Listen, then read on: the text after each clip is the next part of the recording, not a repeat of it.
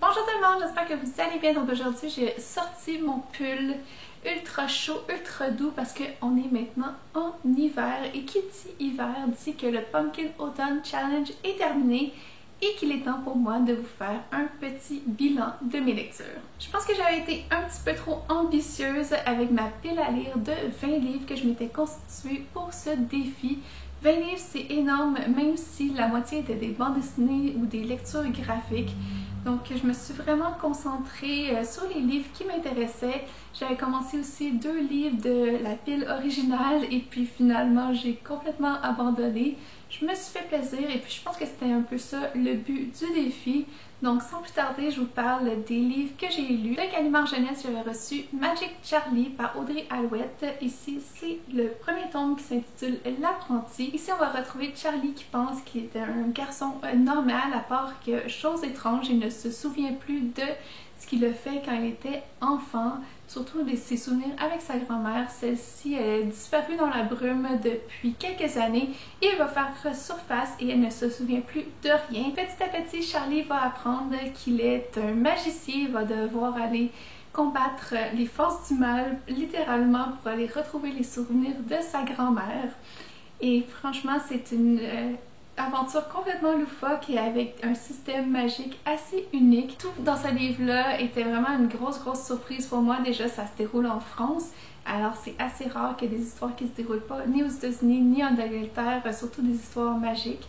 Donc, j'étais contente que l'auteur puisse placer son histoire dans son pays d'origine. Et même que j'ai adoré aussi le système magique et le système de caste entre les magiciens qu'on peut retrouver dans ce livre-là. Charlie est un garçon qui a vraiment beaucoup de potentiel, donc j'ai vraiment hâte de voir son évolution dans les prochains tomes.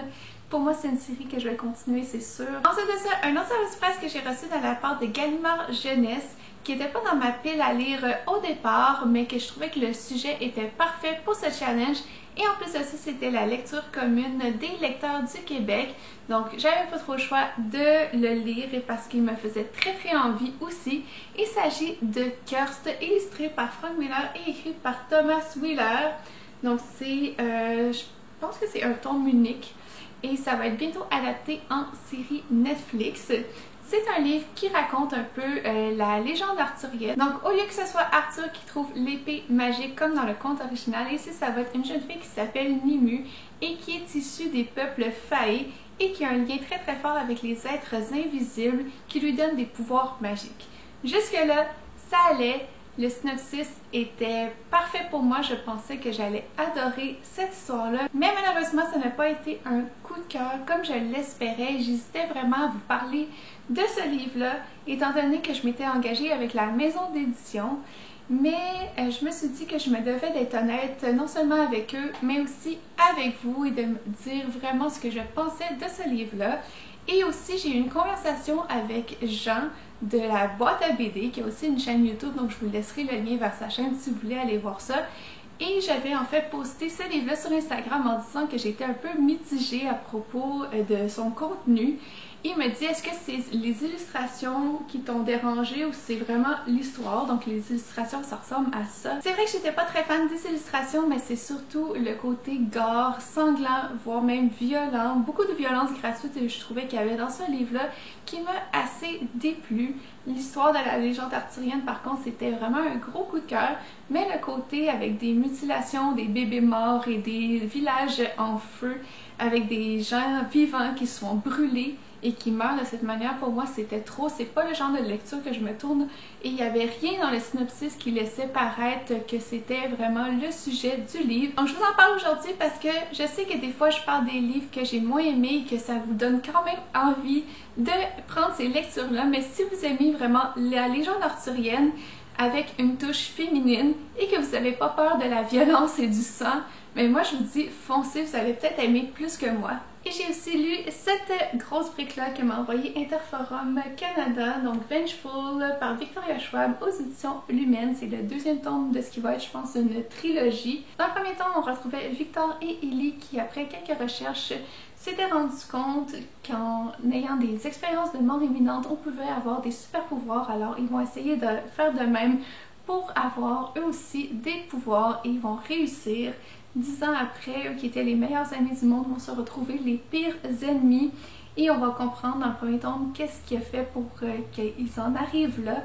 Dans le deuxième tome, les rôles sont inversés, c'est-à-dire que dans le premier, il y avait Ellie qui était en liberté et Victor qui était en prison.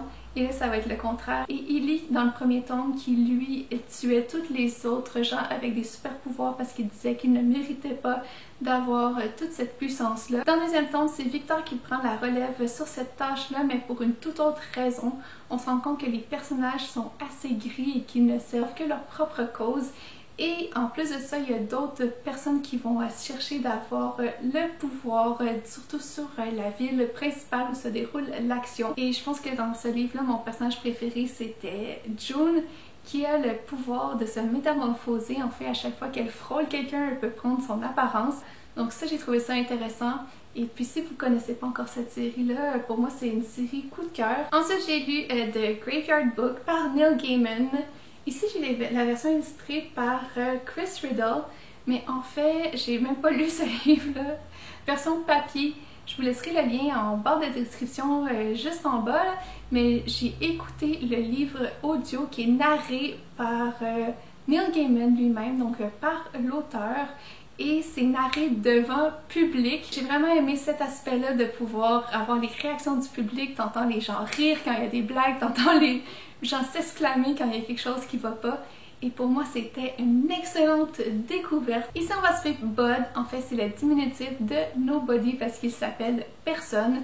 Et parce qu'il n'a pas de nom puisqu'il va arriver dans un cimetière. Quand il est tout bébé, il va être accueilli par les gens là-bas puisque toute sa famille s'est fait assassiner. Donc il va grandir dans le cimetière, il va être élevé par les fantômes et il va vite se rendre compte pourquoi les gens essayaient d'assassiner sa famille, mais surtout de l'assassiner lui.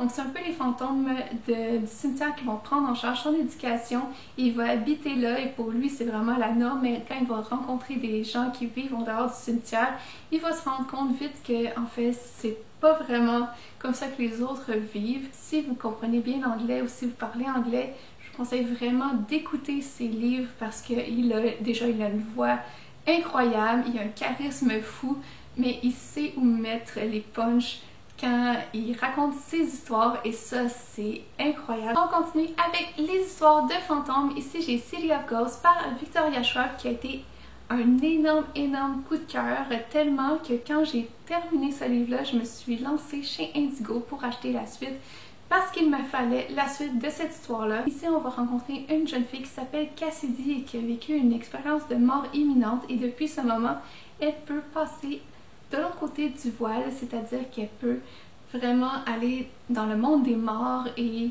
elle se demande pourquoi elle a ce pouvoir-là.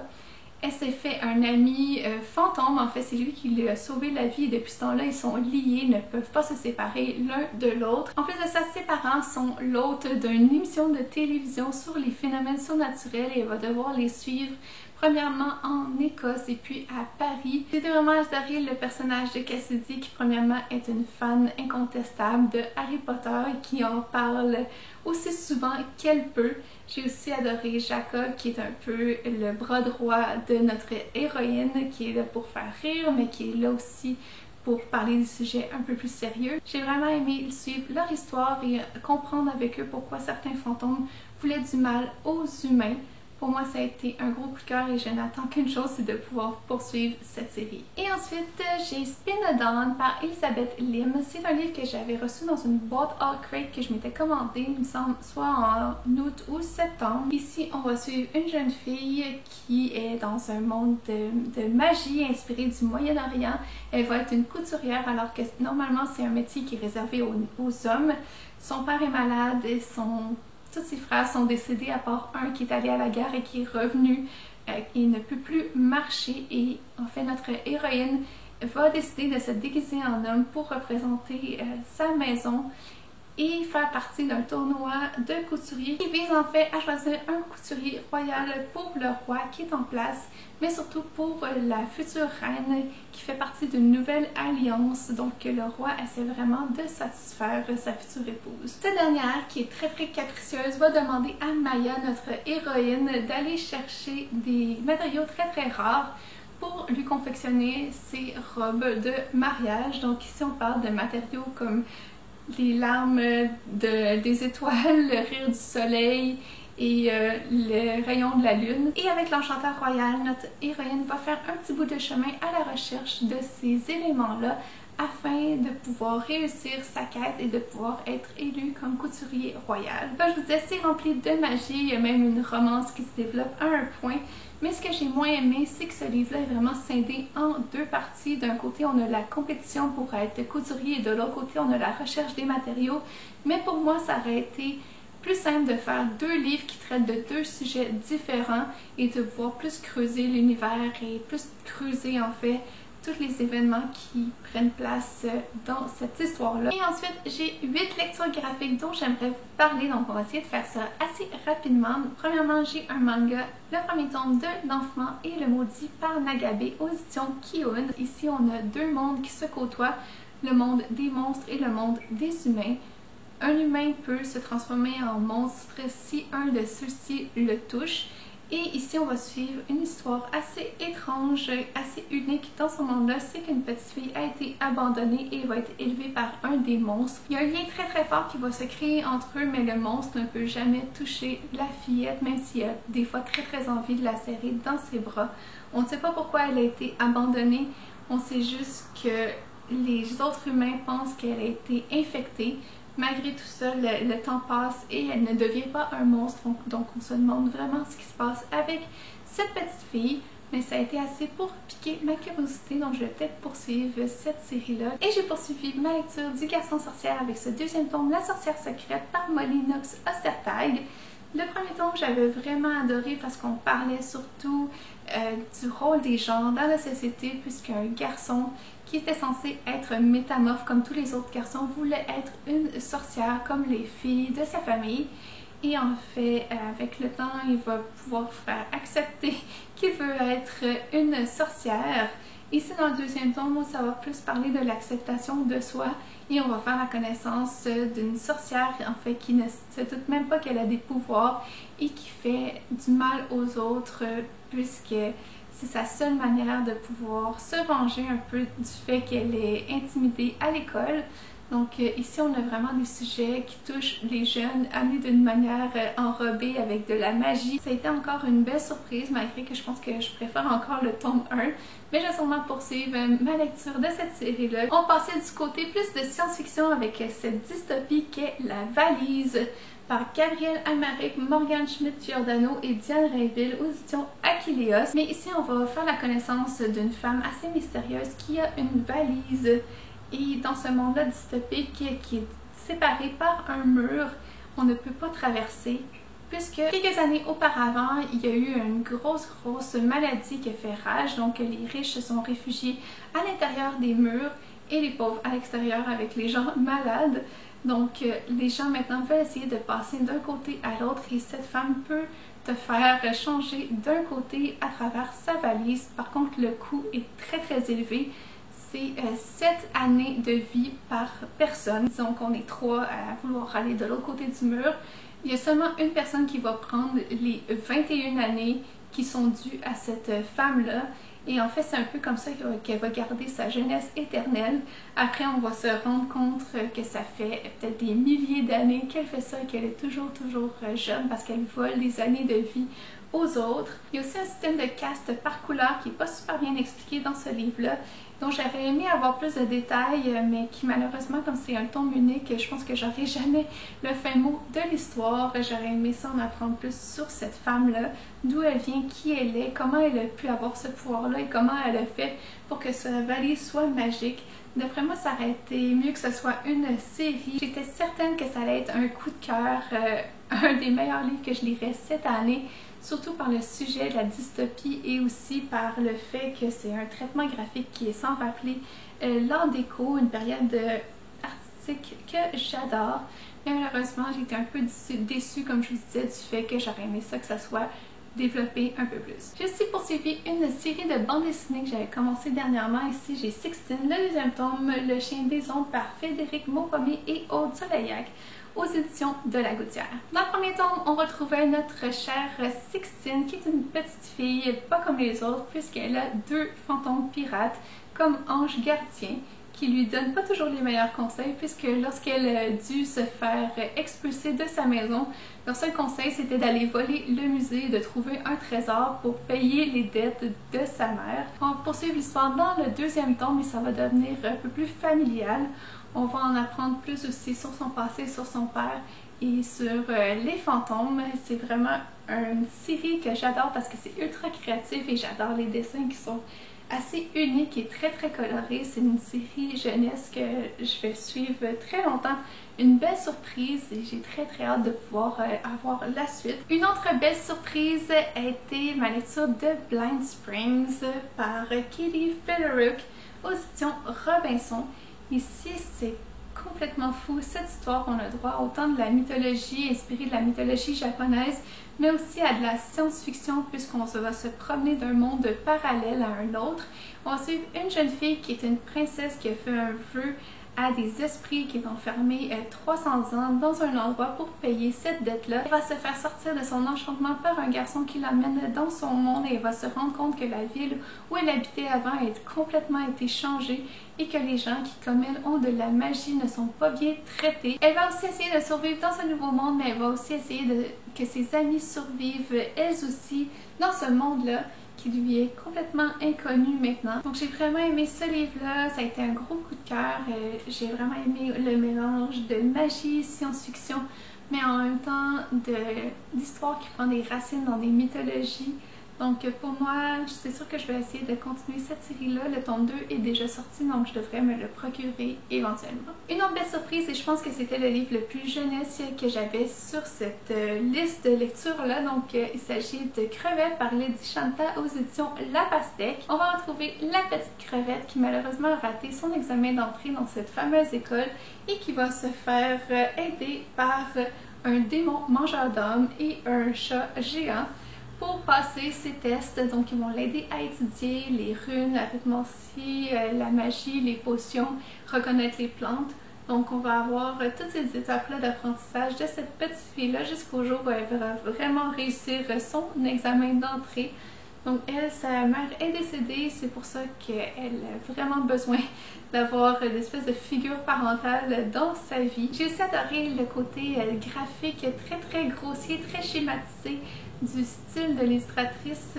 J'ai vraiment aussi aimé qu'elle utilise comme des couleurs primaires. On sent que c'est plus jeunesse cette histoire-là, mais j'ai vraiment aimé le sujet et vraiment aimé l'évolution psychologique de la petite crevette. Donc pour moi, c'était un coup de cœur. Et on va terminer avec une valeur sûre, cette fois-ci avec le deuxième tome des Bergères guerrières par Jonathan Garnier et Amélie Fléchet aux éditions Glénat.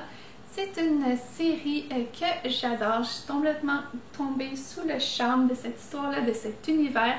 Ici, on est dans un monde où il y a 10 ans, tous les hommes sont partis à la guerre et les seules personnes qui vont rester dans le village, ce sont les femmes et les enfants, bien entendu. 10 ans plus tard, il y a un ordre qui a été créé de bergères guerrières pour défendre le village. On va suivre la petite Molly dans le tome 1 qui veut devenir bergère guerrière, donc elle va commencer son apprentissage. Et dans le deuxième tome, ça devient quand même un peu plus sombre puisqu'il y a une histoire de magie noire et on se demande quelle est la source de cette magie.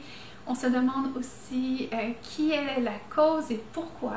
Donc on va avoir toutes les clés et toutes les réponses dans ce tome-là, même si ça nous laisse quand même une ouverture pour poursuivre l'histoire. Ce que j'aime, c'est vraiment l'ambiance fantasy médiévale de cet univers-là, la magie et les différents clans qu'on peut retrouver. Je trouve aussi qu'il y a des belles valeurs et des super beaux personnages très bien travaillés et très profonds. C'est quand même assez riche pour une bande dessinée, autant au niveau des dessins que du scénario. Ça va être tout pour toutes les lectures que j'ai effectuées pendant le Pumpkin Autumn Challenge. Vous me direz dans les commentaires si vous avez lu un livre que j'ai présenté ou si je vous ai donné envie d'en lire un. N'hésitez pas non plus à me dire si vous avez participé cette année au Pumpkin Autumn Challenge. Je serais super curieuse de savoir et de discuter avec vous dans les commentaires. Donc nous, on se revoit bientôt dans une prochaine vidéo et d'ici là, je vous souhaite de bonnes lectures. Bye!